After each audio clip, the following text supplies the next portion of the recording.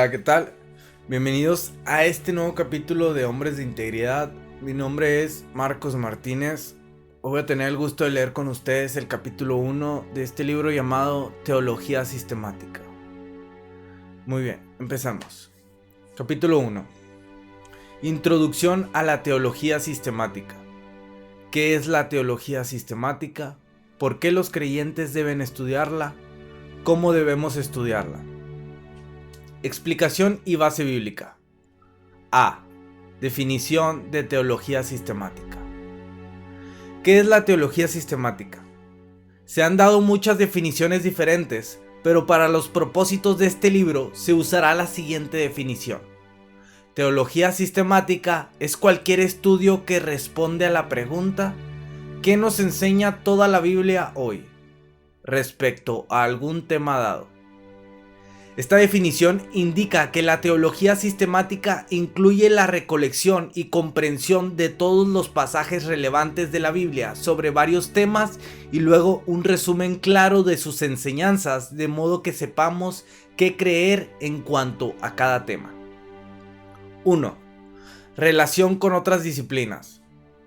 El énfasis de este libro no estará, por consiguiente, en la teología histórica, el estudio histórico de cómo los cristianos en diferentes periodos han entendido los varios temas teológicos, ni en la teología filosófica, el estudio de temas teológicos principalmente sin el uso de la Biblia, sino usando las herramientas y métodos del razonamiento filosófico y lo que se puede saber en cuanto a Dios al observar el universo, ni apologética, la provisión de una defensa de la veracidad de la fe cristiana con el propósito de convencer a los que no creen.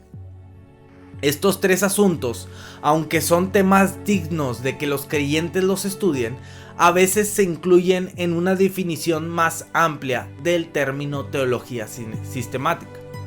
De hecho, algo de consideración de asuntos históricos, filosóficos y apologéticos se halla en algunos puntos en todo este libro. Esto se debe a que el estudio histórico nos informa de las nociones adquiridas y las equivocaciones previamente cometidas por otros al entender la Biblia. El estudio filosófico nos ayuda a entender el bien y el mal mediante formas comunes en nuestra cultura y otras. Y el estudio de la apologética nos ayuda a llegar al punto en que las enseñanzas de la Biblia afectan las objeciones que levantan los que no creen. Pero esos aspectos de estudio no son el enfoque de este volumen, que más bien interactúa directamente con el texto bíblico a fin de entender lo que la Biblia misma nos dice respecto a varios temas teológicos. Si alguien prefiere usar el término teología sistemática en el sentido más amplio que acabo de mencionar en lugar del sentido estrecho que se ha definido arriba, no habrá mucha diferencia. Los que usan una definición más estrecha concordarán en que estos otros aspectos de estudio definitivamente contribuyen de una manera positiva a nuestra comprensión de la teología sistemática, y los que usan una definición más amplia, por cierto, concordarán en que la teología histórica, la teología filosófica y la apologética se pueden distinguir del proceso de recoger y sintetizar todos los pasajes relevantes de la Biblia sobre varios temas. Además, aunque los estudios históricos y filosóficos en efecto contribuyen a nuestra comprensión de las cuestiones teológicas, solo la Biblia tiene la autoridad final para definir qué debemos creer y es, por consiguiente, apropiado dedicar algún tiempo a enfocar el proceso de analizar la enseñanza de la Biblia misma. La teología sistemática, según la hemos definido, también difiere de la teología del Antiguo Testamento, la teología del Nuevo Testamento y la teología bíblica. Estas tres disciplinas organizan sus temas históricamente y el orden en que los temas están presentados en la Biblia. Por consiguiente, en la teología del Antiguo Testamento uno pudiera preguntar, ¿qué enseña Deuteronomio sobre la oración? ¿O ¿qué enseña Salmos en cuanto a la oración? O ¿qué enseña Isaías en cuanto a la oración? O incluso, ¿qué enseña todo el Antiguo Testamento en cuanto a la oración y cómo se desarrolla esa enseñanza en la historia del Antiguo Testamento? En la teología del Nuevo Testamento uno pudiera preguntar, ¿qué enseña el Evangelio de Juan sobre la oración? O ¿qué enseña Pablo en cuanto a la oración? O incluso, ¿qué enseña el Nuevo Testamento en cuanto a la oración y cuál es el desarrollo histórico de esa enseñanza conforme progresa a través del Nuevo Testamento? Teología bíblica tiene un significado técnico en los estudios teológicos. Es la categoría más amplia que contiene la teología del Antiguo Testamento y la teología del Nuevo Testamento, según las hemos definido arriba. La teología bíblica da atención especial a las enseñanzas de autores individuales y secciones de la Biblia y el lugar de cada enseñanza en el desarrollo histórico de la Biblia. Así que uno pudiera preguntar, ¿cuál es el desarrollo histórico de la enseñanza en cuanto a la oración según se ve a través de la historia del Antiguo Testamento y después del Nuevo Testamento? Por supuesto, esa pregunta es muy parecida a esta. ¿Qué nos enseña la Biblia hoy en cuanto a la oración? Lo que sería teología sistemática según nuestra definición. Se hace entonces evidente que las líneas limítrofes entre estas varias disciplinas a menudo se superponen en los bordes y partes de un estudio se combinan con el siguiente. Sin embargo, hay con todo una diferencia, porque la teología bíblica rastrea el desarrollo histórico de una doctrina y la manera en que el lugar de uno en algún punto en ese desarrollo histórico afecta la comprensión y aplicación de uno en cuanto a esa doctrina en particular. La teología bíblica también enfoca la comprensión de cada doctrina que los autores bíblicos y sus oyentes o lectores originales tenían. La teología sistemática, por otro lado, hace uso del material de la teología bíblica y a menudo edifica sobre los resultados de la teología bíblica. En algunos puntos, especialmente en donde se necesita gran cuidado y detalle en el desarrollo de una doctrina, la teología sistemática usará incluso un método teológico bíblico, analizando el desarrollo de cada doctrina mediante el desarrollo histórico de la Biblia. Pero el enfoque de la teología sistemática sigue siendo diferente. Su enfoque es la recolección y luego un sumario de la enseñanza de todos los pasajes bíblicos, un pasaje sobre un tema en particular. Así, la teología sistemática pregunta, por ejemplo, ¿qué nos enseña hoy la Biblia entera en cuanto a la oración? Procura resumir las enseñanzas de la Biblia en una declaración breve, comprensible y cuidadosamente formulada. 2. Aplicación a la vida. Además, la teología sistemática se concentra en hacer un resumen de cada doctrina como deberían entenderla los creyentes del día presente. Esto a veces incluirá el uso de términos e incluso conceptos que en sí mismos no fueron usados por ningún autor bíblico individual, pero que son el resultado apropiado de combinar las enseñanzas de dos o más autores bíblicos sobre un tema en particular. Los términos Trinidad, Encarnación y Deidad de Cristo, por ejemplo, no se hallan en la Biblia, pero constituyen un resumen útil de conceptos bíblicos. Definir la teología sistemática para incluir lo que toda la Biblia nos enseña hoy implica que la aplicación a la vida es una parte necesaria del correcto empeño de la teología sistemática. Por tanto, una doctrina bajo consideración se ve en términos de su valor práctico para vivir la vida cristiana. En ninguna parte de la Biblia hallamos doctrinas que se estudian por estudiarlas o aisladas de la vida. Los escritores bíblicos siempre aplicaban a la vida sus enseñanzas.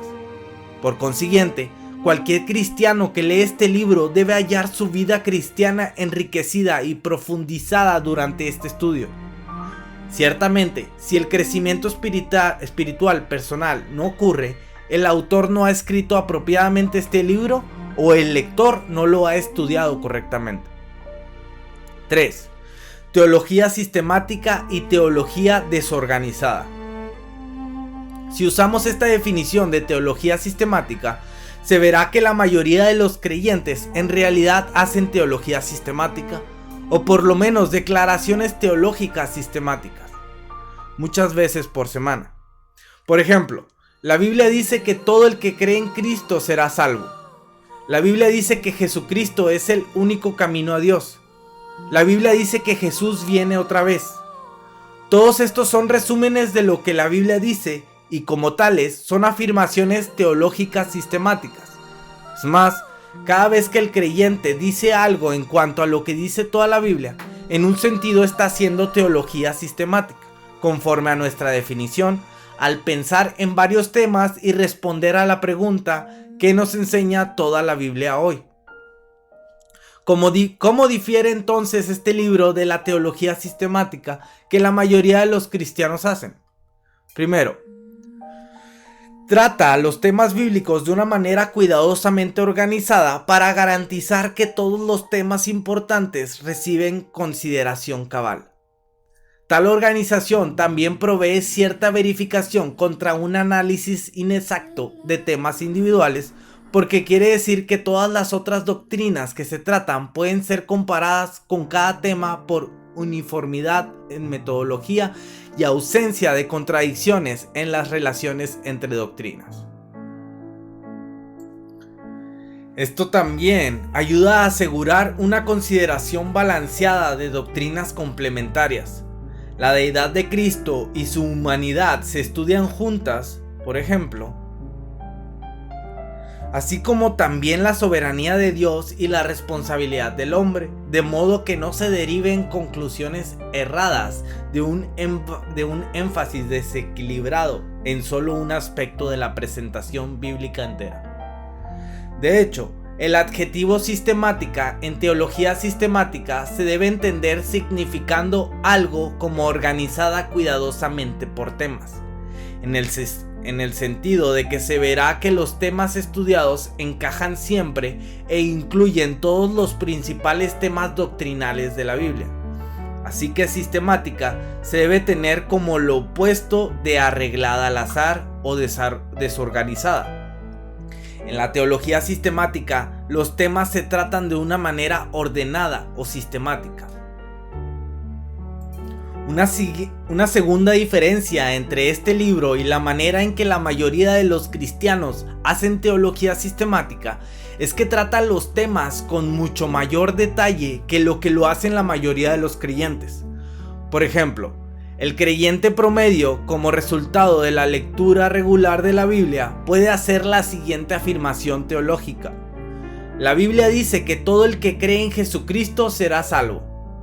Ese es un sumario perfectamente cierto de una doctrina bíblica principal.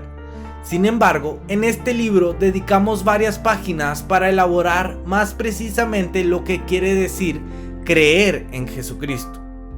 Y 12 capítulos, capítulo 32-43, del 32 al 43, se dedicarán a explicar lo que quiere decir ser salvo en todas las muchas implicaciones de esa expresión.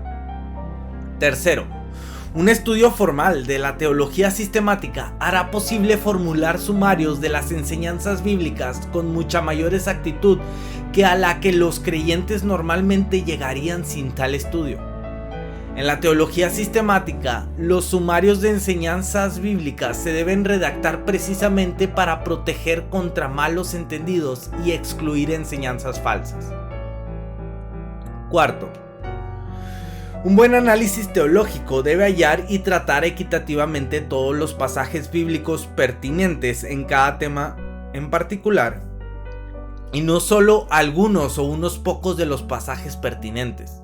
Esto a menudo quiere decir que debemos depender de los resultados de cuidadosa exegesis o interpretación de la Biblia con la que concuerden en general los intérpretes evangélicos, o en donde haya diferencias significativas de interpretación, la teología sistemática incluirá exégesis detalladas en ciertos puntos. Debido al crecido número de temas que se abordan en un estudio de teología sistemática y debido al gran detalle con que se analizan esos temas, es inevitable que alguien que estudie un texto de teología sistemática o esté tomando un curso de teología sistemática por primera vez vea muchas de sus propias creencias personales cuestionadas o modificadas, refinadas o enriquecidas. Es de extrema importancia, por consiguiente, que toda persona que empieza tal curso resuelva firmemente en su mente abandonar como falsa cualquier idea que se halle que la enseñanza de la Biblia claramente contradice. Pero también es muy importante que toda persona resuelva no creer ninguna doctrina individual simplemente porque este libro de texto o algún otro libro de texto o maestro dice que es verdad, a menos que este libro o el instructor de un curso pueda convencer al estudiante partiendo del texto de la Biblia misma. Es solo la Biblia y no la tradición evangélica conservadora, ni ninguna otra autoridad humana la que debe funcionar como autoridad normativa para la definición de lo que debemos creer. ¿Cuáles son doctrinas? 4. En este libro la palabra doctrina se entenderá de la siguiente manera. Una doctrina es lo que la Biblia entera nos enseña hoy en cuanto a un tema en particular. Esta definición se relaciona directamente con nuestra definición anterior de la teología sistemática, puesto que muestra que una doctrina es simplemente el resultado del proceso de hacer teología sistemática con respecto a un tema en particular. Entendidas de esta manera, las doctrinas pueden ser muy amplias o muy reducidas. Podemos hablar de la doctrina de Dios como una categoría doctrinal principal, incluyendo un sumario de todo lo que la Biblia nos enseña hoy en cuanto a Dios. Tal doctrina sería excepcionalmente grande. Por otro lado, podemos hablar más limitadamente de la doctrina de la eternidad de Dios, o de la doctrina de la Trinidad, o de la doctrina de la justicia de Dios. Este libro está dividido en 7 secciones principales según las 7 doctrinas o aspectos de estudios principales. Primera parte, la doctrina de la palabra de Dios. Segunda parte, la doctrina de Dios. Tercera parte, la doctrina del hombre. Cuarta parte, las doctrinas de Cristo y el Espíritu Santo. Quinta parte, la doctrina de la aplicación de la redención. Sexta parte, la doctrina de la iglesia. Séptima parte, la doctrina del futuro. Dentro de cada una de estas categorías doctrinales principales se han seleccionado muchas más enseñanzas específicas como apropiadas para incluirlas. Generalmente estas tienen por lo menos uno de los siguientes 3 criterios. Son doctrinas que se enfatizan bastante en la Biblia. Son doctrinas que han sido las más significativas en toda la historia de la iglesia y han sido importantes para todos los cristianos de todos los tiempos. 3. Son doctrinas que han llegado a ser importantes para los creyentes en la situación presente de la historia del cristianismo, aunque algunas de estas doctrinas tal vez no hayan sido de tan gran interés anteriormente en la historia de la iglesia. Algunos ejemplos de doctrinas en la tercera categoría son la doctrina de la inerrancia de la Biblia, la doctrina del bautismo en el Espíritu Santo, la doctrina de Satanás y los demonios con referencia particular a la guerra espiritual, la doctrina de los dones espirituales en la edad del Nuevo Testamento y la doctrina de la creación del hombre como hombre y mujer en relación a la comprensión de las funciones apropiadas de hombres y mujeres hoy. Debido a su pertinencia a la situación contemporánea, doctrinas como estas han recibido más énfasis en el presente volumen que en la mayoría de los textos tradicionales de teología sistemática. Finalmente, ¿cuál es la diferencia entre teología sistemática y ética cristiana? Aunque hay inevitablemente algún traslapo inevitable entre el estudio de la teología y el estudio de la ética, he tratado de mantener una distinción en énfasis. El énfasis de la teología sistemática recae en lo que Dios quiere que creamos y sepamos, en tanto que el énfasis de la ética cristiana es lo que Dios quiere que hagamos y cuáles actitudes quiere que tengamos. Tal distinción se refleja en la siguiente definición. La ética cristiana es cualquier estudio que responde a la pregunta: ¿qué nos exige Dios que hagamos y qué actitudes exige Él que tengamos hoy con respecto a alguna situación dada? La teología, pues, se enfoca en ideas en tanto que la ética enfoca las circunstancias de la vida. La teología nos dice cómo debemos pensar en tanto que la ética nos dice cómo debemos vivir. Un texto de ética, por ejemplo, considerará temas tales como el matrimonio y el divorcio, mentir, decir la verdad, robar, tener algo en propiedad, el aborto, control de nacimiento, homosexualidad, la función del gobierno civil, disciplina de los hijos, pena capital, guerra, cuidado de los pobres, discriminación racial y temas por el estilo. Por supuesto que habrá alguna superposición. La teología debe aplicarse a la vida. Por consiguiente, a menudo es ética hasta cierto punto. Y la ética se debe basar en ideas apropiadas de Dios y su mundo. Por consiguiente, es teológica hasta cierto punto. Este libro hace énfasis en la teología sistemática, aunque no vacilará en aplicar la teología a la vida en donde tal aplicación vaya bien. Con todo, para un tratamiento exhaustivo de la ética cristiana sería necesario otro texto similar a este en alcance. B. Presuposiciones iniciales de este libro. Empezamos con dos presuposiciones o cosas que damos por sentado. 1. Que la Biblia es verdad y que es, en efecto, nuestra sola norma absoluta de verdad. 2.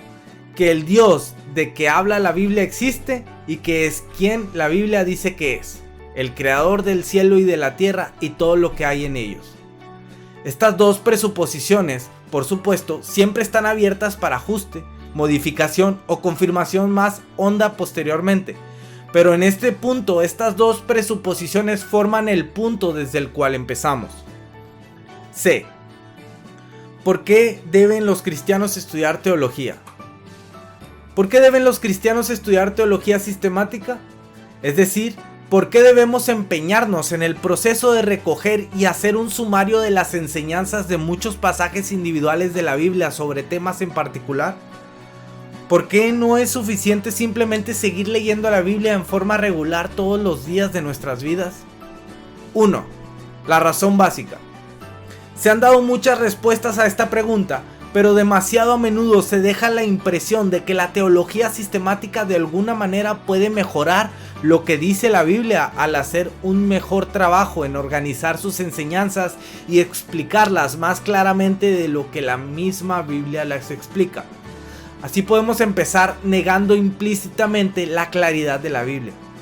Vea capítulo 6 o la suficiencia de la Biblia. Vea capítulo 8. Sin embargo, Jesús ordenó a sus discípulos y nos ordena ahora enseñar a los creyentes a que observen todo lo que Él ordenó.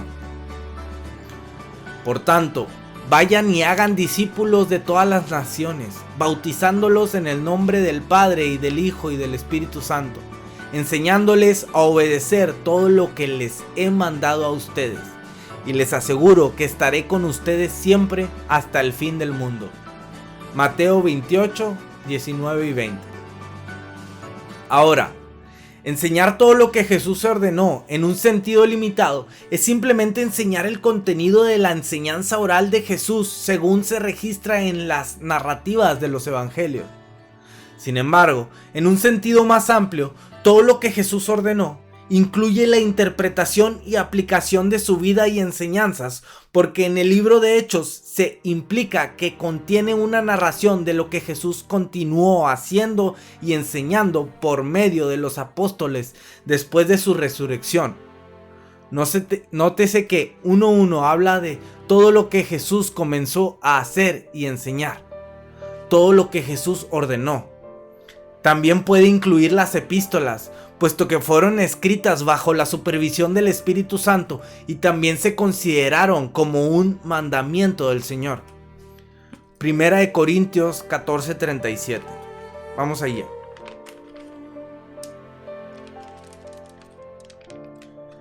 Primera de Corintios 12.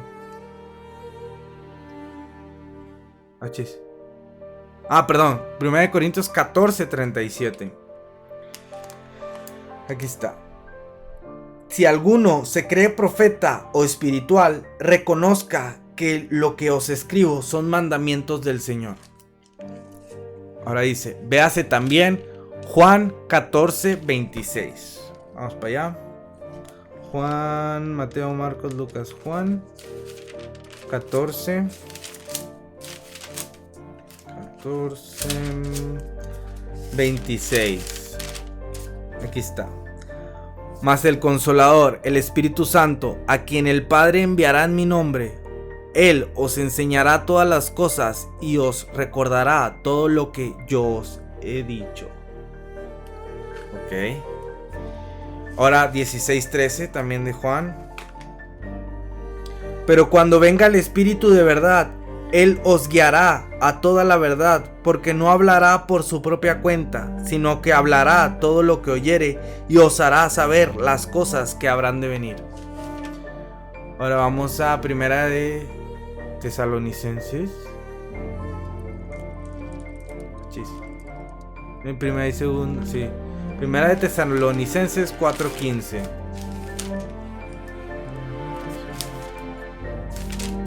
Colosenses.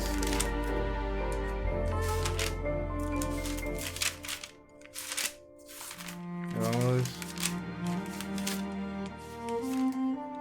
Aquí está, Primera de Tesalonicenses 4:15. Por lo cual os decimos esto en palabra del Señor, que nosotros que vivimos, que habremos quedado hasta la venida del Señor, no procederemos a los que durmieron. 4:15. Muy bien. Ahora vamos a 2 de Pedro 3:2. 2 de Pedro.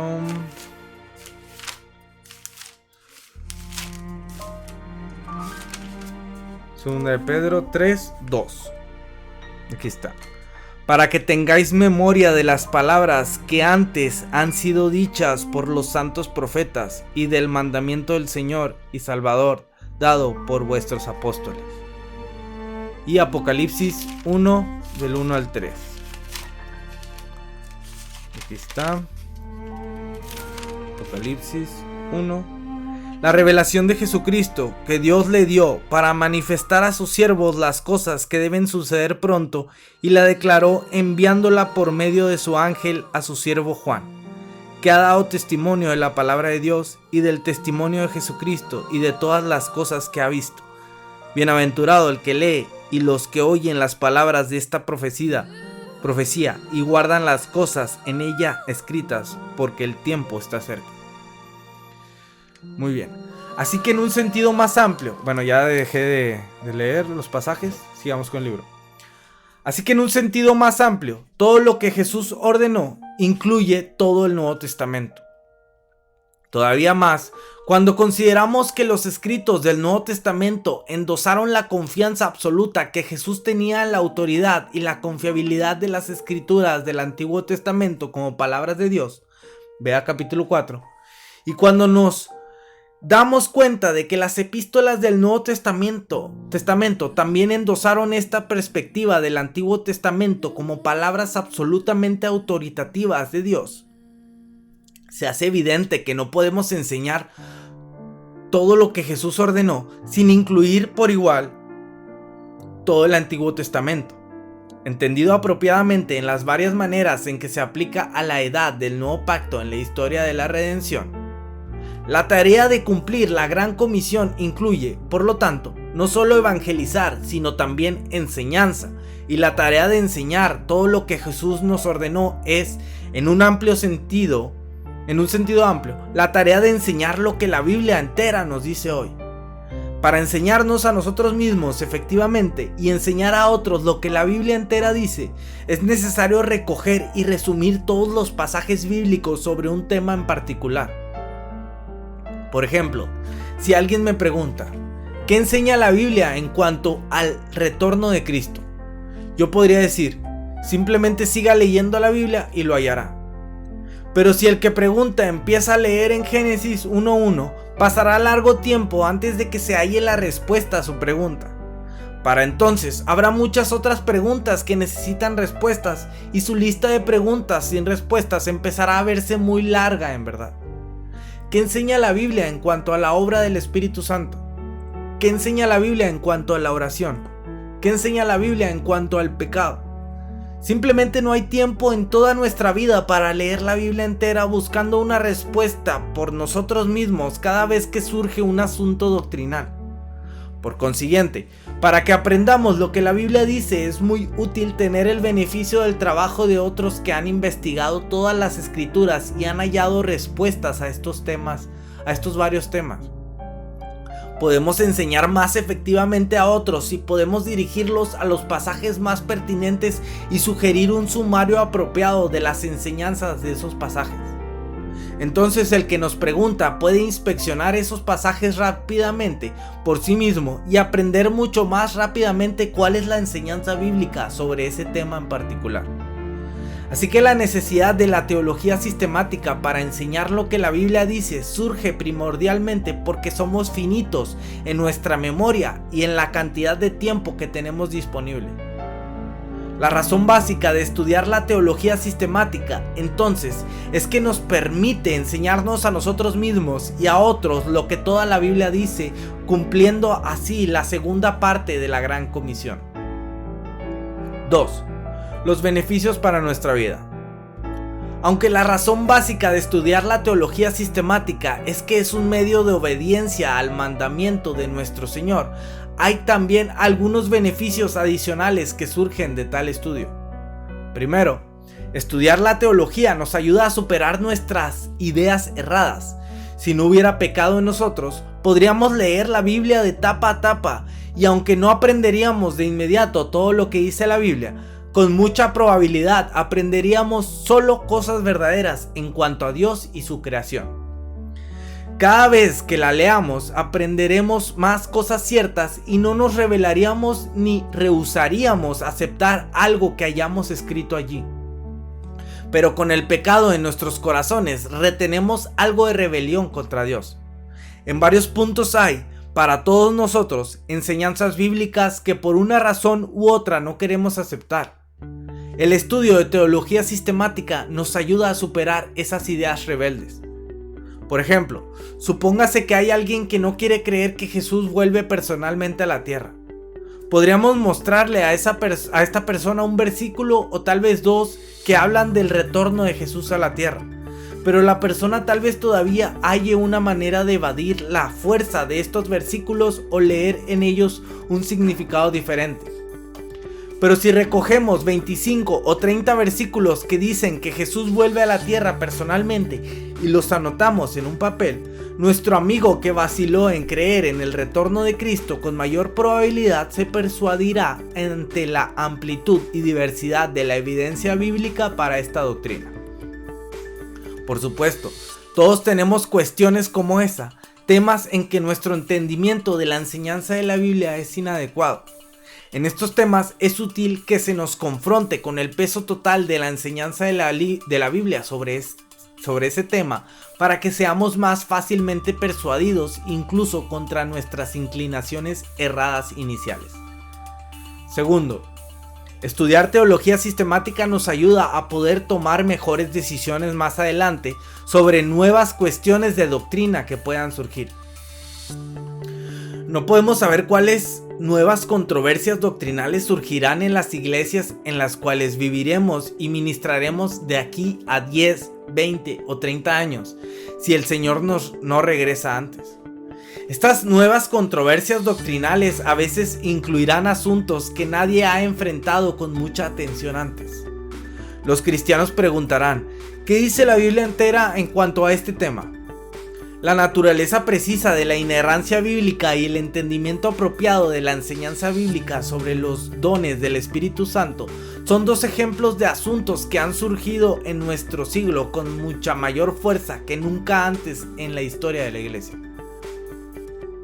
Cualesquiera que sean las nuevas controversias doctrinales en años futuros, Los que han aprendido bien la teología sistemática serán mucho más capaces de responder a las preguntas que surjan.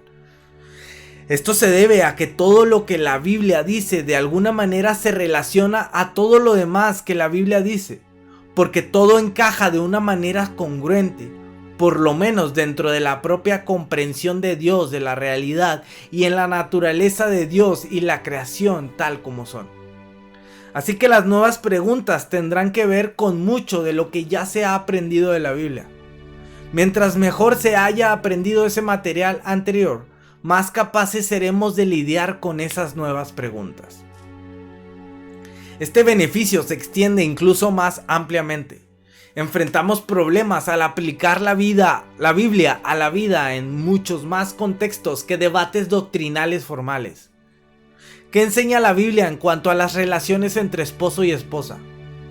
¿Qué en cuanto a la crianza de los hijos? ¿En cuanto a testificarle a algún compañero de trabajo?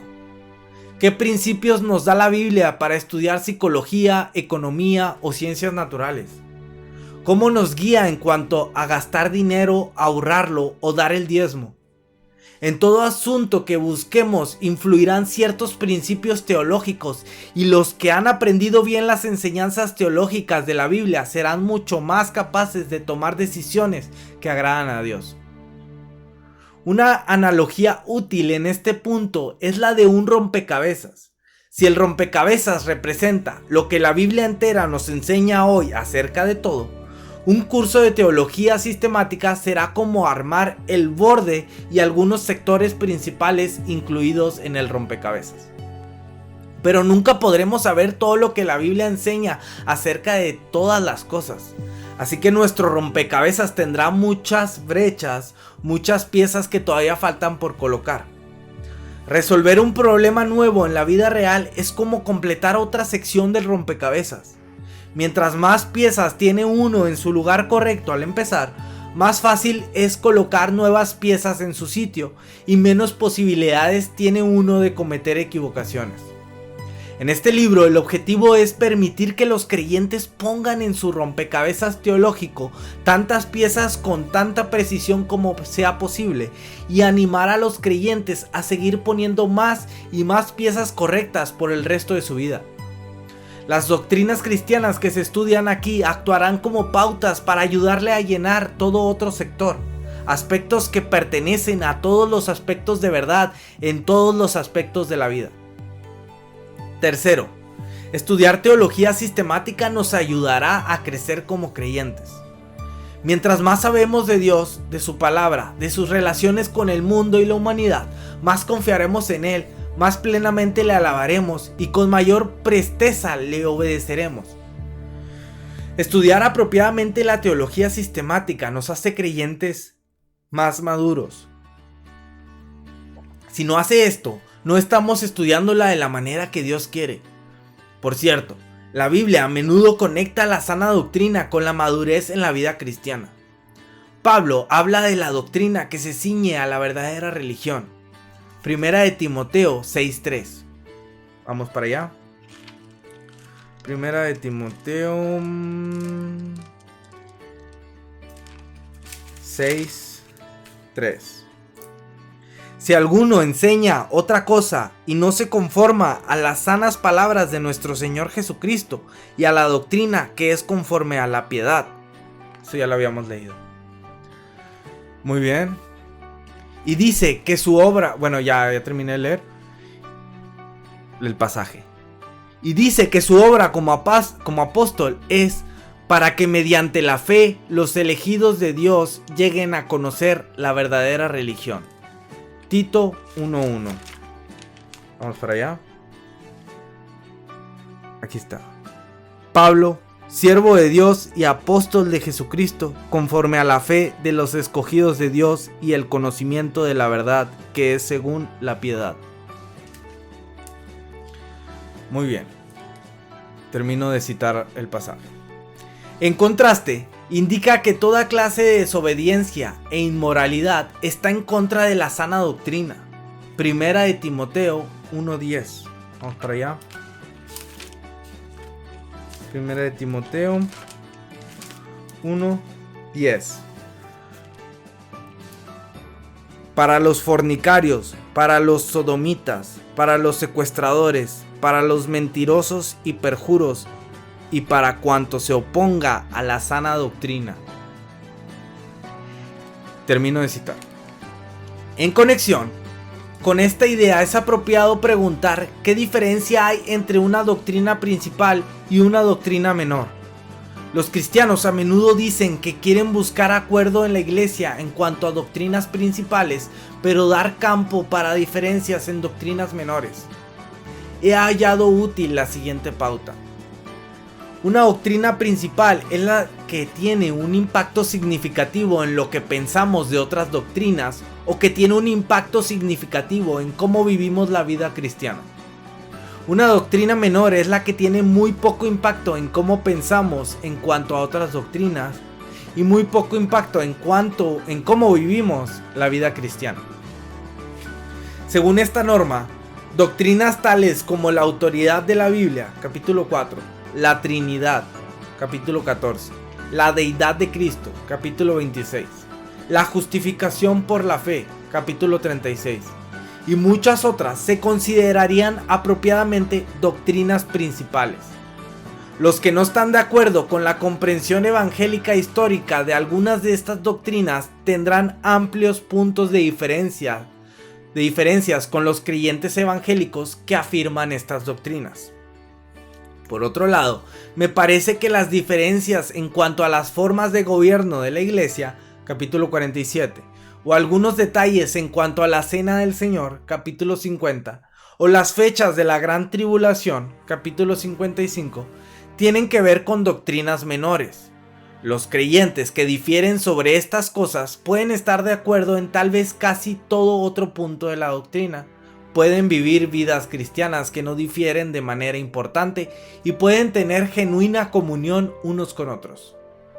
Por supuesto, tal vez hallemos doctrinas que caen en algún punto entre principales y menores de acuerdo a esta norma. Por ejemplo, los cristianos pueden diferir sobre el grado de significación que se debe asignar a la doctrina del bautismo, capítulo 49, o el milenio, capítulo 55, o el alcance de la expiación, capítulo 27. Eso es natural, porque muchas doctrinas tienen alguna influencia sobre otras doctrinas sobre la vida, pero podemos diferir en cuanto a si pensamos que sea una influencia significativa. Podemos incluso reconocer que habrá una gama de significación aquí y simplemente decir que mientras más influencia tiene una doctrina sobre otras doctrinas y la vida, más principal llega a ser. Esta cantidad de influencia incluso puede variar de acuerdo a las circunstancias históricas y necesidades de la iglesia en un momento dado. En tales casos, los cristianos deben pedirle a Dios que les dé sabiduría madura y juicio sano al tratar de determinar hasta qué punto una doctrina se debe considerar principal en sus circunstancias particulares. D. Una nota sobre dos objeciones al estudio de la teología sistemática. 1. Las conclusiones son demasiado pulidas para ser verdad. Algunos estudiosos miran con sospecha la teología sistemática cuando, o incluso porque sus enseñanzas encajan unas con otras en una manera no contradictoria. Objetan que el resultado es demasiado pulidas y que los teólogos sistemáticos deben, por consiguiente, estar embutiendo las enseñanzas de la Biblia en un molde artificial y distorsionando el significado verdadero de las escrituras a fin de lograr un conjunto ordenado de creencias. A esta objeción se pueden dar dos respuestas. 1. Debemos primero preguntar a los que hacen tal objeción que nos digan qué puntos específicos de la Biblia han sido interpretados mal y entonces debemos lidiar con la comprensión de esos pasajes. Tal vez se hayan cometido equivocaciones y en ese caso debe haber correcciones. Sin embargo, también es posible que el objetor no tenga pasajes específicos en mente o ninguna interpretación claramente errónea que señalar en las obras de los teólogos evangélicos más responsables. Desde luego, exégesis incompetente se puede hallar en los escritos de eruditos menos competentes en cualquier campo de estudios bíblicos, no solo en la teología sistemática, Pero esos malos ejemplos constituyen una objeción no contra la erudición como un todo, sino contra el erudito incompetente mismo. Es muy importante que el objetor sea específico en este punto, porque esta objeción a veces la hacen quienes, tal vez inconscientemente, han adoptado de nuestra cultura un concepto escéptico de la posibilidad de hallar conclusiones universalmente verdaderas en cuanto a algo, incluso en cuanto a Dios y su palabra. Esta clase de escepticismo respecto a la verdad teológica es especialmente común en el mundo universitario moderno, en donde teología sistemática, si es que se estudia solo desde la perspectiva de la teología filosófica y teología histórica, incluyendo tal vez un estudio histórico de las varias ideas que creyeron los primeros cristianos que escribieron el Nuevo Testamento y otros cristianos de ese tiempo y a través de la historia de la Iglesia. En este tipo de clima intelectual, el estudio de teología sistemática, según se la define en este capítulo, se consideraría imposible, porque se da por sentado que la Biblia es meramente la obra de muchos autores humanos que escribieron en diversas culturas y experiencias en el curso de más de 1000 años. Se pensaría que tratar de hallar lo que todos los filósofos enseñan respecto a algún asunto, porque se pensaría que la respuesta en ambos casos no es una noción, sino muchas nociones diversas y a menudo en conflicto. Este punto de vista escéptico lo deben rechazar los evangélicos, que ven las escrituras como producto de autoría humana y divina, y por consiguiente como una colección de escritos que enseñan verdades no contradictorias en cuanto a Dios y en cuanto al universo que Él creó. Segundo, se debe contestar que en la propia mente de Dios y en la naturaleza de la realidad en sí misma, los hechos e ideas verdaderas son todos congruentes entre sí. Por consiguiente, si hemos entendido acertadamente las enseñanzas de Dios en la Biblia, debemos esperar que nuestras conclusiones encajen unas con otras y sean congruentes entre sí. La congruencia interna, entonces, es un argumento a favor y no en contra de cualquier resultado individual de la teología sistemática. 2. La selección de temas dicta las conclusiones. Otra objeción general a la teología sistemática tiene que ver con la selección y arreglo de los temas, e incluso el hecho de que se haga tal estudio de la Biblia arreglado por temas, usando categorías a veces diferentes de las que se hallan en la misma Biblia.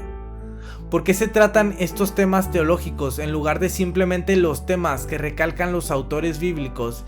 ¿Y por qué los temas se arreglan de esta manera y no de otra? Tal vez, diría esta objeción, nuestras tradiciones y nuestras culturas han determinado los temas que tratamos y los arreglos de los temas, para que los resultados en este estudio teológico sistemático de la Biblia, aunque aceptable en nuestra propia tradición teológica, en realidad no sea fiel a la Biblia misma. Una variante de esta objeción es la afirmación de que nuestro punto de partida a menudo determina nuestras conclusiones respecto a temas controversiales. Si decidimos empezar con un énfasis en la autoría divina de la Biblia, por ejemplo, acabaremos creyendo en la inerrancia bíblica. Pero si empezamos con un énfasis en la autoría humana de la Biblia, acabaremos creyendo que hay algunos errores en la Biblia. En forma similar, si empezamos con un énfasis en la soberanía de Dios, acabaremos siendo calvinistas. Pero si empezamos con un énfasis en la capacidad del hombre para tomar decisiones libres, acabaremos siendo arminianos. Y así por el estilo. Esta objeción hace que parezca que las preguntas teológicas más importantes probablemente se pudieran decidir echando una moneda al aire para decidir en dónde empezar, puesto que se puede llegar a conclusiones diferentes e igualmente válidas desde diferentes puntos de partida. Los que hacen tal objeción a menudo sugieren que la mejor manera de evitar este problema es no estudiar ni enseñar para nada teología sistemática, sino limitar nuestros estudios temáticos al campo de la teología bíblica, tratando solo los temas y asuntos que los autores bíblicos mismos recalcan y describir el desarrollo histórico de estos temas bíblicos a través de la Biblia. En respuesta a esta objeción, una gran parte de la consideración en este capítulo en cuanto a la necesidad de enseñar la Biblia será pertinente. Nuestra selección de temas no tiene que estar restringida a las principales preocupaciones de los autores bíblicos, porque nuestra meta es hallar lo que Dios requiere de nosotros en todos los aspectos de preocupación para nosotros hoy. Por ejemplo, a ningún autor del Nuevo Testamento le interesó sobremanera explicar temas tales como el bautismo en el Espíritu Santo, o las funciones de las mujeres en la iglesia, o la doctrina de la Trinidad. Pero estos son asuntos válidos de interés para nosotros hoy y debemos buscar todos los lugares en la Biblia que tienen pertinencia a estos temas. Sea que esos términos específicos se mencionen o no, y sea que esos temas sean el foco primordial de cada pasaje que examinamos o no, para poder ser capaces de entender y explicar a otros lo que toda la Biblia enseña en cuanto a ellos.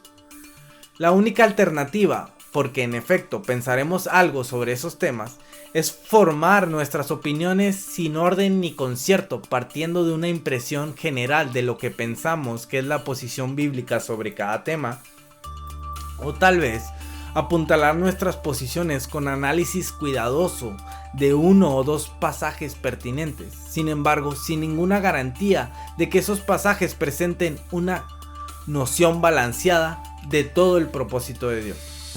Hechos 20:27. Vamos para allá. Hechos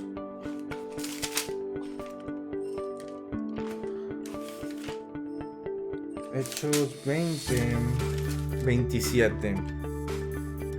Porque no he rehuido anunciaros todo el consejo de Dios. Sí, es 20:27. Ándale. Sobre el tema que se considera. Muy bien. En verdad, este enfoque, demasiado común en círculos evangélicos, hoy podría, me parece, llamarse teología asistemática o incluso teología al azar y desordenada. Tal alternativa es demasiado subjetiva y demasiado sujeta a presiones culturales.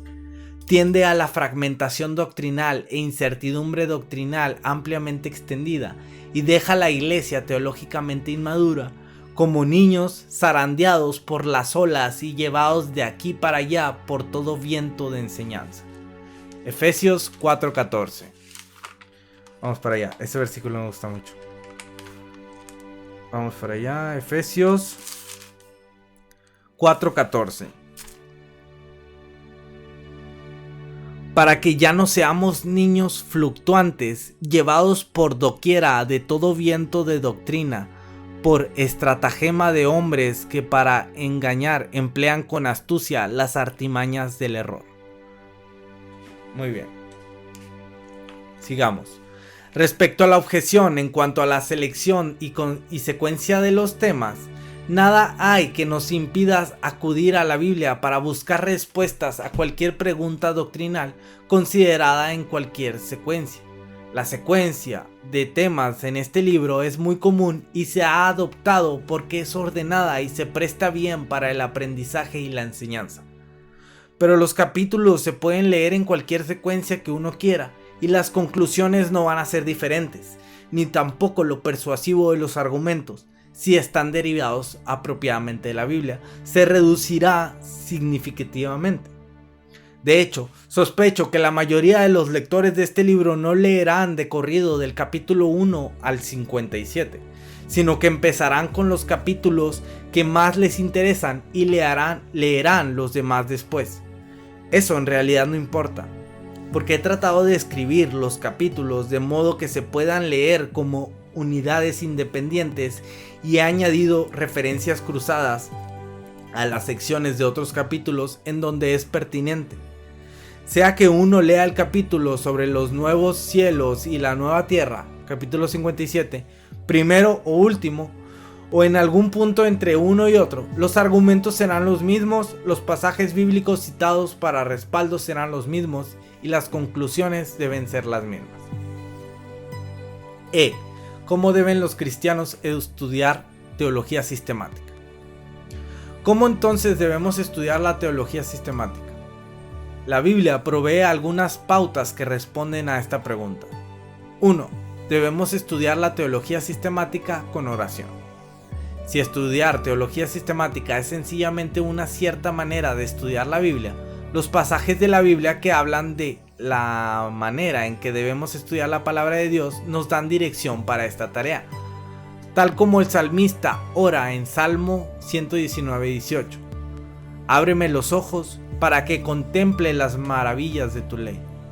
Nosotros debemos orar y buscar la ayuda de Dios para entender su palabra. Pablo nos dice en 1 Corintios 2:14. Vamos para allá. Dice: el que no tiene el Espíritu no acepta lo que procede del Espíritu de Dios, pues para él es locura. No puede entenderlo porque hay que discernirlo espiritualmente. Estudiar teología es por consiguiente una actividad espiritual en la que necesitamos la ayuda del Espíritu Santo. Por inteligente que sea, si el estudiante no persiste en orar para que Dios le dé una mente que comprende y un corazón creyente y humilde, y el estudiante no mantiene un andar personal con el Señor, las enseñanzas de la Biblia serán mal entendidas y no se creerá en ellas. Resultará error doctrinal y la mente y el corazón del estudiante no cambiará para bien sino para mal. Los estudiantes de teología sistemática deben resolver desde el principio mantener sus vidas libres de toda desobediencia a Dios o de cualquier pecado conocido que interrumpiría su relación con Él. Deben resolver mantener con gran regularidad su vida devocional. Deben orar continuamente pidiendo sabiduría y comprensión de las Escrituras, puesto que es el Espíritu Santo el que nos da la capacidad de entender apropiadamente la Biblia. Necesitamos darnos cuenta de que lo que hay que hacer, particularmente cuando no podemos entender algún pasaje o alguna doctrina de la Biblia, es orar pidiendo la ayuda de Dios. A menudo lo que necesitamos no es más información, sino más perspectiva en cuanto a la información que ya tenemos disponible. Esa perspectiva la da solamente el Espíritu Santo. Aquí dice 1 Corintios 2:14. Bueno, eso ya lo leímos, pero otra vez, por si acaso. 1 Corintios 2:14.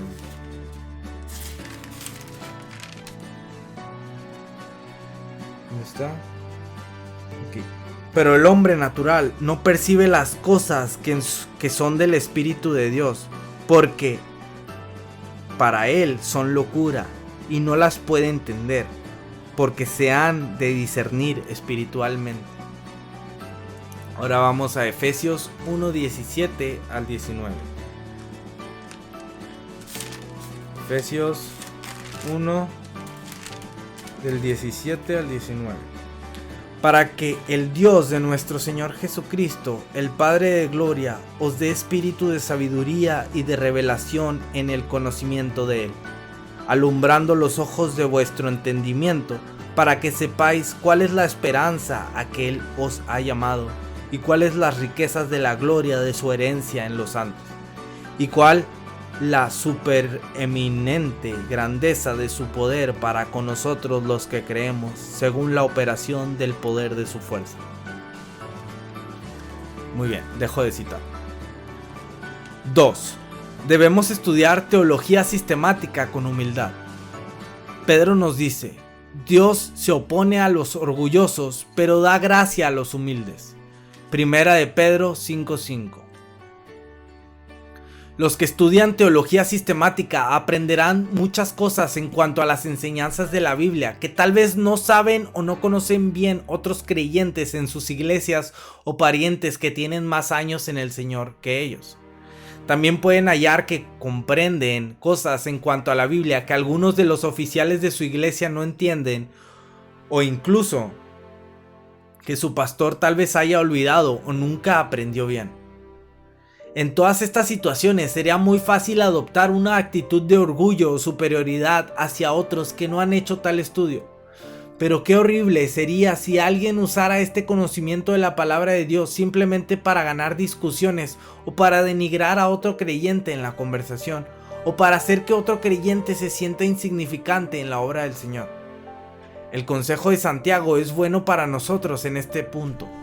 Todos deben estar listos para escuchar y ser lentos para hablar y para enojarse, pues la ira humana no produce la vida justa que Dios quiere.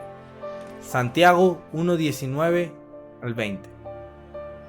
Nos dice que lo que uno comprende de la Biblia debe ser impartido en humildad y amor. ¿Quién es sabio y entendido entre ustedes? Que lo demuestre con su buena conducta mediante obras hechas con la humildad que le da su sabiduría. En cambio, la sabiduría que desciende del cielo es ante toda pura y además pacífica, bondadosa, dócil, llena de compasión y de buenos frutos, imparcial y sincera.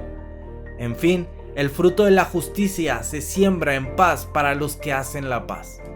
Santiago 3:13, 17 y 18.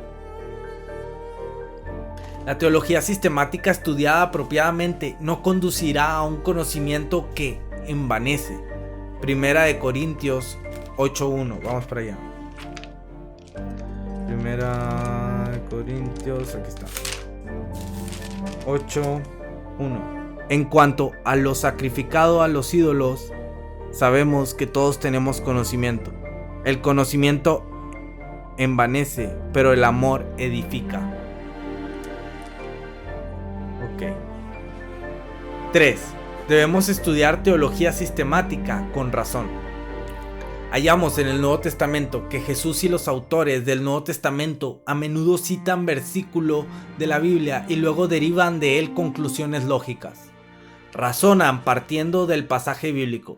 Por consiguiente, no es errado usar el entendimiento humano, la lógica humana y la razón humana para derivar conclusiones de las afirmaciones de la Biblia. No obstante, cuando razonamos y derivamos de la Biblia lo que pensamos ser deducciones lógicas correctas, a veces cometemos errores. Las deducciones que derivamos de las afirmaciones de la Biblia no son iguales a las afirmaciones de la Biblia en sí mismas en certeza o autoridad, porque nuestra capacidad para razonar y derivar conclusiones no es la suprema norma de verdad, solo la Biblia lo es. ¿Cuáles son, entonces, los límites en nuestro uso de nuestras capacidades de razonamiento para derivar deducciones de las afirmaciones de la Biblia? El hecho de que razonar y llegar a conclusiones que van más allá de las meras afirmaciones de la Biblia es apropiado e incluso necesario para estudiar la Biblia, y el hecho de que la Biblia en sí misma es la suprema norma de verdad, se combinan para indicarnos que somos libres para usar nuestras capacidades de razonamiento para derivar deducciones de cualquier pasaje de la Biblia en tanto y en cuanto esas deducciones no contradigan la clara enseñanza de algún otro pasaje de la Biblia. Este principio pone una salvaguarda en nuestro uso de lo que pensamos ser deducciones lógicas de la Biblia. Nuestras deducciones supuestamente lógicas pueden estar erradas, pero la Biblia en sí misma no puede estar errada. Por ejemplo, podemos leer la Biblia y hallar que a Dios Padre se le llama Dios. Primera de Corintios 1:3. Primera de Corintios 1. Aquí está, 1:3. Gracia y paz a vosotros, de Dios nuestro Padre y del Señor Jesucristo. Que a Dios Hijo se le llama Dios. Juan 20:28. Vamos para allá.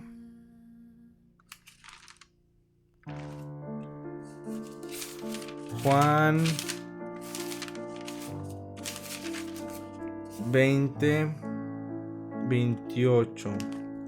Entonces Tomás respondió y le dijo: Señor mío y Dios mío. Sigo leyendo el libro. Y que a Dios Espíritu Santo se le llama Dios. Hechos 5:3 y 4. Hechos 5:3 y 4. Y dijo Pedro: Ananías, ¿por qué llenó Satanás tu corazón para que mintieses al Espíritu Santo y sustrajeses del precio de la heredad? Reteniéndola, no se te quedaba a ti, y vendida, no estaba en tu poder? ¿Por qué pusiste en tu corazón? No has mentido a los hombres, sino a Dios. Dejo de citar el pasaje. Ok. De esto podemos deducir que hay 3 dioses. Pero después hallamos que la Biblia explícitamente nos enseña que Dios es uno. Deuteronomio 6:4. Vamos para allá. Deuteronomio 6:4. Aquí está. Oye, Israel, Jehová nuestro Dios, Jehová uno es. Ok. Y también dice en Santiago, que vayamos a Santiago 2:19. Santiago.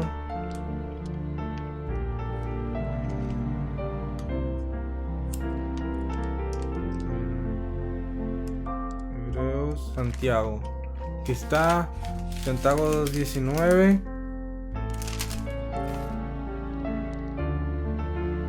Tú crees que Dios es uno. Bien haces. También los demonios creen y tiemblan. Dejo de citar. Así que concluimos que lo que nosotros pensamos que era una deducción lógica válida en cuanto a 3 dioses estaba errada, y que la Biblia enseña a que hay 3 personas separadas: Padre, Hijo y Espíritu Santo, cada una de las cuales es plenamente Dios, y B, que hay solo un Dios. No podemos entender exactamente cómo estas 2 afirmaciones pueden ser verdad a la vez, así que constituyen una paradoja. Afirmación que, aunque parece contradictoria, puede ser verdad. Podemos tolerar una paradoja tal como Dios es 3 personas y solo un Dios, porque tenemos la confianza de que en última instancia Dios sabe plenamente la verdad en cuanto a sí mismo y en cuanto a la naturaleza de la realidad, y que para Él los diferentes elementos de una paradoja quedan plenamente reconciliados, aunque en este punto los pensamientos de Dios son más altos que los nuestros. Isaías 55, 8 y 9. Vamos para allá.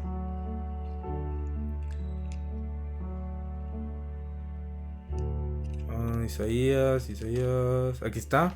Isaías, vamos al 55.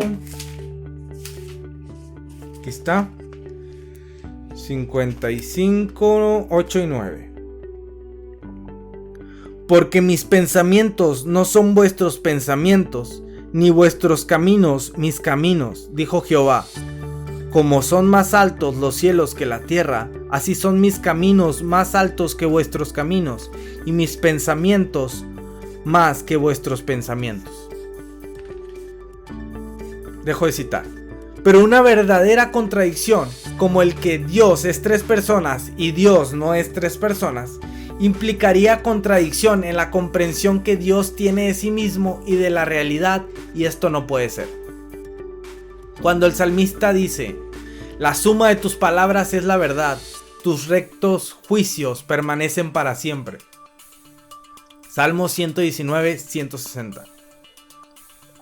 Implica que las palabras de Dios no solo son verdad individualmente, sino también cuando se ven juntas como un todo. Vistas colectivamente, su suma es también verdad. En última instancia, no hay contradicción interna ni en la Biblia ni en los pensamientos de Dios. 4. Debemos estudiar teología sistemática con la ayuda de otros. Debemos estar agradecidos de que Dios ha puesto maestros en la iglesia. En la iglesia Dios ha puesto en primer lugar apóstoles, en segundo lugar profetas, en tercer lugar maestros. Primera de Corintios 12:28. Vamos para allá. Primera de Corintios 12.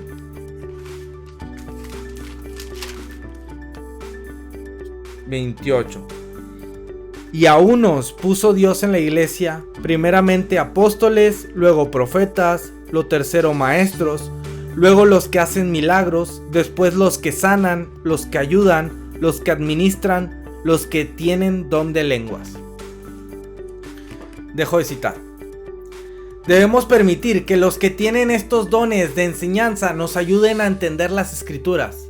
Esto significa que debemos usar teologías sistemáticas y otros libros que han escrito algunos de los maestros que Dios les ha dado a la iglesia en el curso de su historia.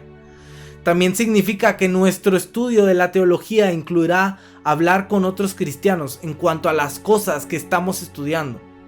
Entre aquellos con quienes hablamos, a menudo estarán algunos con dones de enseñanza que pueden explicar las enseñanzas bíblicas claramente y ayudarnos a entenderlas más fácilmente.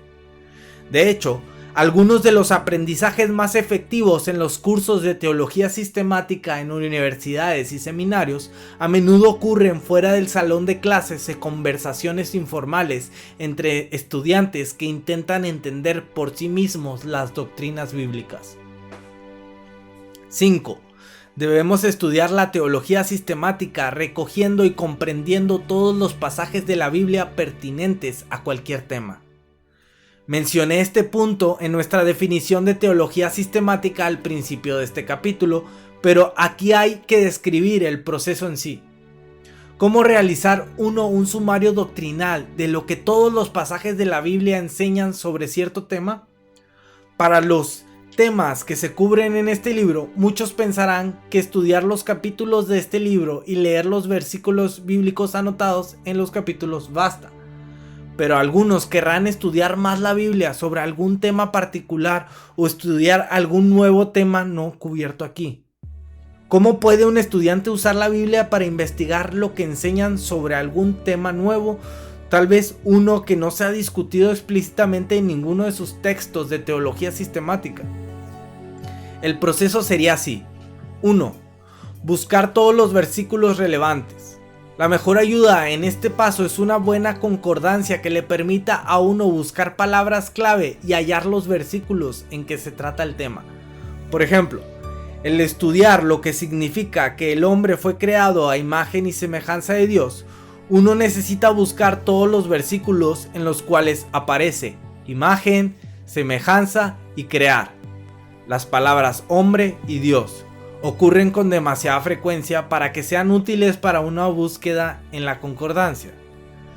Al estudiar la doctrina de la oración se podrían buscar muchas palabras: oración, orar, interceder, petición, súplica, confesar, confesión, alabanza, dar gracias, acción de gracias, etc.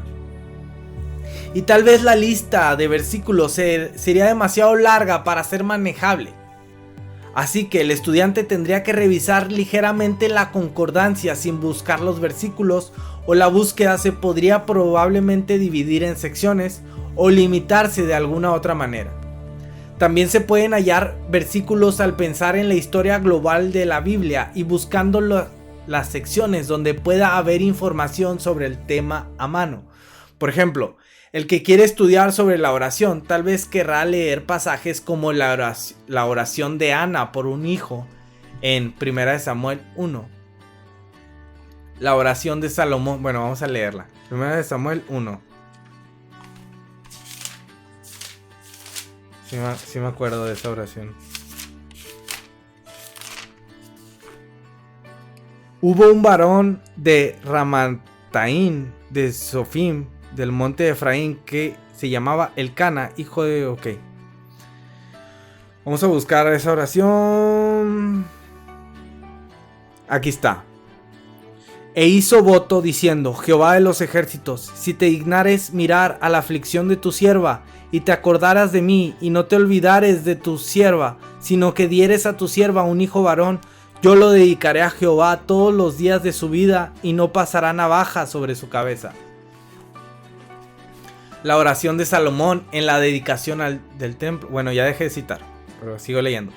La oración de Salomón en la dedicación del templo en Primera de Reyes 8. Vamos para allá. Primera de Reyes 8. Vamos a buscarla.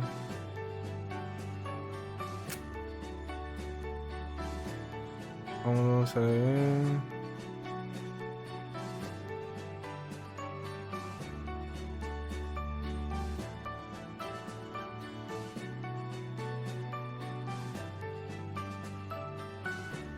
¿Qué dice? La oración de la dedicación en el templo. Entonces dijo Salomón: Jehová ha dicho que él habitaría en la oscuridad. Yo he edificado casa por morada para ti, sitio en que tú habites para siempre. Muy bien. La oración de Jesús en el huerto de Getsemaní, en Mateo 26 y paralelos. Mateo 26, vamos para allá.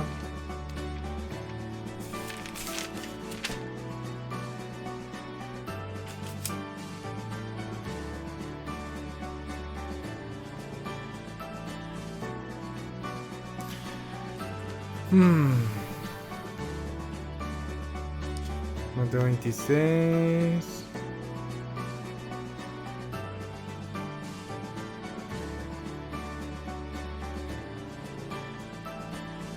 Mientras comían, tomó Jesús el pan y bendijo y lo partió y dio a sus discípulos y dijo: Tomad, comed, esto es mi cuerpo. ¿Y qué es en la Santa Cena? Ok, sigamos. Luego, además del trabajo en la concordancia y de leer otros pasajes que uno pueda hallar sobre el tema, revisar las secciones relevantes en algunos libros de teología sistemática a menudo trae a la luz otros versículos que uno pueda haber pasado por alto, a veces porque en estos versículos no se usa ninguna de las palabras que se usaron para la búsqueda en la concordancia. 2. El segundo paso es leer, tomar notas y tratar de hacer un sumario de los puntos que hacen los versículos relevantes. A veces un tema se repetirá a menudo y el sumario de varios versículos será relativamente fácil de hacer. En otras ocasiones habrá versículos difíciles de entender y el estudiante necesitará dedicar tiempo para estudiar un versículo a profundidad, simplemente leyendo el versículo en su contexto vez tras vez o usando herramientas especializadas como comentarios y diccionarios hasta que se logre una comprensión satisfactoria. 3. Finalmente, la enseñanza de los varios versículos se deben resumir en uno o más puntos que la Biblia afirma en cuanto a este tema. El sumario no tiene que tener la forma exacta de la conclusión de otro sobre el tema, porque bien podemos ver en la Biblia cosas que otros no han visto, o tal vez organizamos el tema en forma diferente o enfatizamos cosas diferentes. Por otro lado, en este punto es también útil leer secciones relacionadas, si se puede hallar alguna, en varios libros de teología sistemática. Esto provee una verificación útil contra errores o detalles que se hayan pasado por alto y a menudo hace que uno se percate de perspectivas y argumentos alternos que pueden hacernos modificar o fortificar nuestra posición. Si el estudiante halla que otros han argumentado a favor de conclusiones fuertemente divergentes, entonces hay que indicar correctamente esas otras perspectivas y luego contestarlas. A veces otros libros de teología nos alertarán a consideraciones históricas o filosóficas que han surgido antes en la historia de la Iglesia y estas proveerán nociones adicionales o advertencias contra el error. El proceso bosquejado arriba es posible para cualquier cristiano que pueda leer su Biblia y pueda buscar las palabras en una concordancia. Por supuesto, las personas serán cada vez más ágiles y más precisas en este proceso con el tiempo, las experiencias y la madurez cristiana, pero será una tremenda ayuda para la iglesia si los creyentes generalmente dedicaran mucho más tiempo a investigar los temas de la Biblia por sí mismos y derivar conclusiones según el proceso indicado arriba. El gozo de descubrir temas bíblicos será ricamente recompensador. Especialmente los pastores y los que dirigen estudios bíblicos hallarán frescor adicional en su comprensión de la Biblia y en su enseñanza. Debemos estudiar teología sistemática con alegría, alabanza. El estudio de teología no es meramente un ejercicio teórico intelectual, es un estudio del Dios viviente y de las maravillas de sus obras en la creación y en la redención. No podemos estudiar este tema desapasionadamente. Debemos amar todo lo que Dios es, todo lo que Él dice y todo lo que Él hace. Ama al Señor tu Dios con todo tu corazón. Deuteronomio 6:5. Nuestra respuesta al estudio de la teología de la Biblia debe ser la del salmista que dijo: «Cuán preciosos, oh Dios, me son tus pensamientos». Salmo 139, 17. En el estudio de las enseñanzas de la palabra de Dios no debe sorprendernos si a menudo hallamos nuestros corazones irrumpiendo espontáneamente en expresiones de alabanza y deleite como las del salmista. Los preceptos del Señor son rectos, traen alegría al corazón. Salmos 19:8. Me regocijo en el camino de tus estatutos más que en todas las riquezas. Salmo 119:15. Cuán dulces son a mi paladar tus palabras, son más dulces que la miel a mi boca. Salmos 119:103. Tus estatutos son mi herencia permanente, son el regocijo de mi corazón. Salmo 119:111. Yo me regocijo en tu promesa, como quien halla un gran botín. Salmo 119:162. A menudo en el estudio de teología la respuesta del cristiano será similar a la de Pablo al reflexionar sobre el prolongado argumento teológico que acaba de completar al final de Romanos 11:32. Irrumpe en alabanza gozosa por las riquezas de la doctrina que Dios le ha permitido expresar. Qué profundas son las riquezas de la sabiduría y del conocimiento de Dios, qué indescifrables sus juicios e impenetrables sus caminos. ¿Quién ha conocido la mente del Señor? ¿O quién ha sido su consejero? ¿Quién le ha dado primero a Dios para que luego Dios le pague? Porque todas las cosas proceden de Él y existen por Él y para Él. A Él sea la gloria por siempre. Amén. Romanos 11:33 al 36. Preguntas de aplicación personal. Estas preguntas al final de cada capítulo enfocan la aplicación a la vida, debido a que pienso que la doctrina se debe sentir a nivel emocional tanto como entenderse a nivel intelectual. En muchos capítulos he incluido algunas preguntas en cuanto a cómo el lector se siente respecto a un punto de doctrina. Pienso que estas preguntas demostrarán ser muy valiosas para los que dedican tiempo para reflexionar en ellas. 1.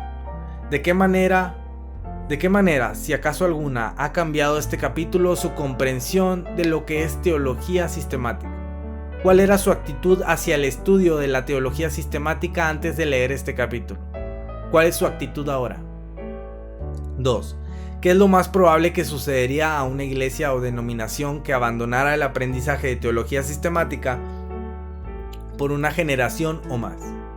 ¿Ha sido esto cierto de su iglesia?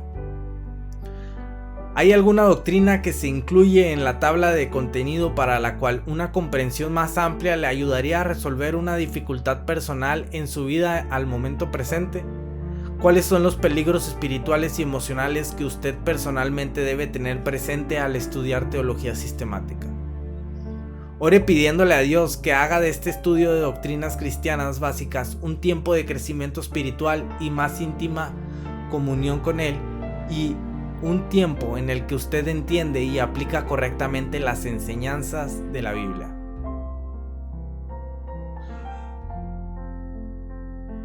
Muy bien. Ahora aquí hay algo de unas bibliografías. Pues eso pues no lo voy a leer. Y ahora terminamos. Ahí va. Pasaje bíblico para memorizar. Los estudiantes repetidamente han mencionado que una de las partes más valiosas de cualquiera de sus cursos en la universidad o seminario ha sido los pasajes bíblicos que se les exigió memorizar. En mi corazón atesoro tus dichos para no pecar contra ti.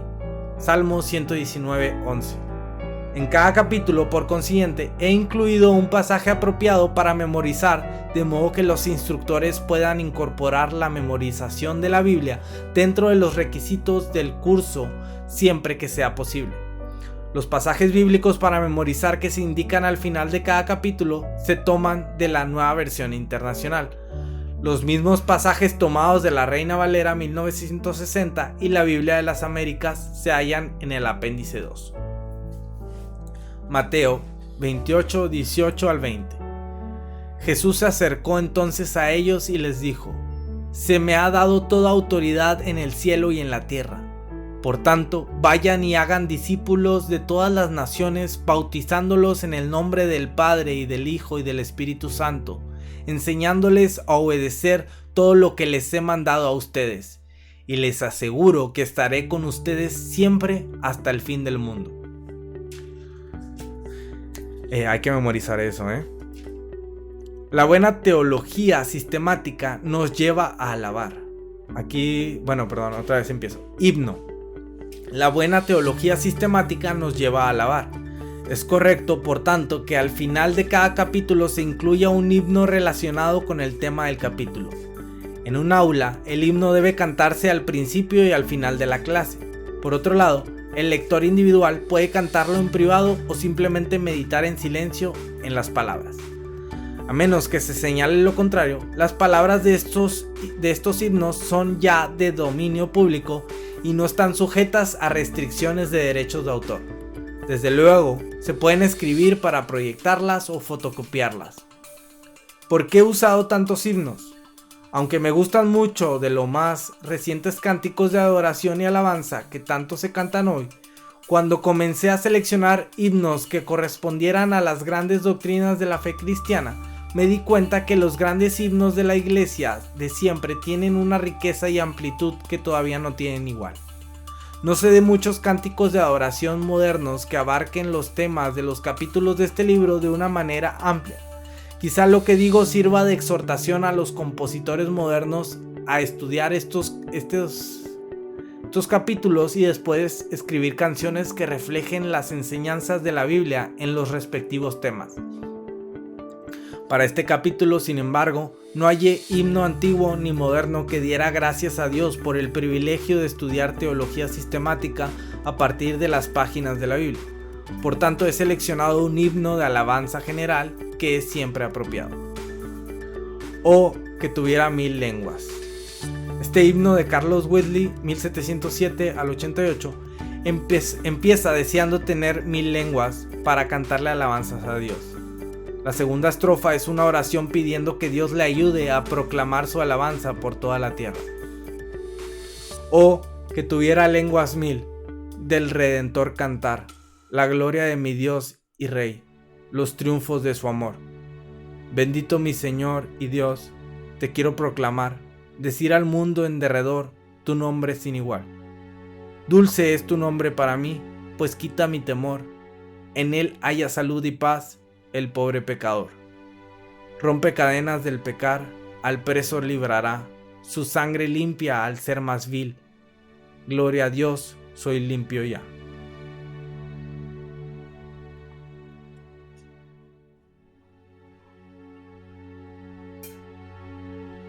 Muy bien, pues ya terminó. Este capítulo estuvo largo y así va a seguir siendo. Así que paciencia. Y aquí en el próximo capítulo ya empieza la primera parte de este libro. La primera parte, la doctrina de la palabra de Dios. Así que nos vemos allá. Gracias.